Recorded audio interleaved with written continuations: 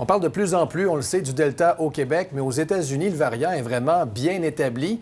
Tant et si bien que le taux de contamination est 10 fois plus élevé qu'ici? Exact. On peut regarder la carte des points chauds sur la planète actuellement. Vous voyez, le Canada est en beige. Dans la dernière semaine, en moyenne, on observe 3,7 nouveaux cas par jour par 100 000 habitants.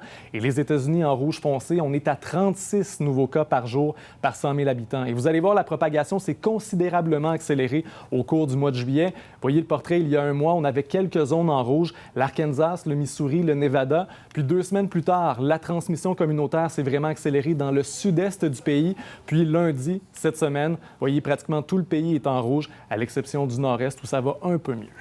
Donc, la pandémie est en recrudescence aux États-Unis, c'est clair. Maintenant, les États sont actifs dans la lutte au virus. Oui, je vous présente 3 mesures qui ont été annoncées aujourd'hui, 3 mesures dans des États démocrates. On commence avec la Californie qui devient le premier État à rendre la vaccination obligatoire pour les enseignants et pour le personnel de soutien dans les écoles.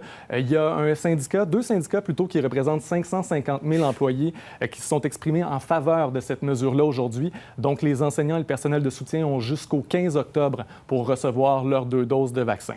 Il y a des États où le port du masque est de retour. Après la Louisiane et Hawaï, c'est au tour de l'Oregon de le rendre obligatoire dans les lieux publics fermés. La mesure avait été abolie le 30 juin dernier. Elle va être de retour vendredi. Et je mentionnais Hawaï. Là-bas, c'est le nombre de personnes permises dans un rassemblement qui va être limité. On est à 10 personnes à l'intérieur, maintenant 25 personnes à l'extérieur. Dans cet État-là, on a observé dans les dernières semaines du 26 juillet au 8 août une augmentation de 168 du nombre de cas. Donc, ça explique ces nouvelles mesures.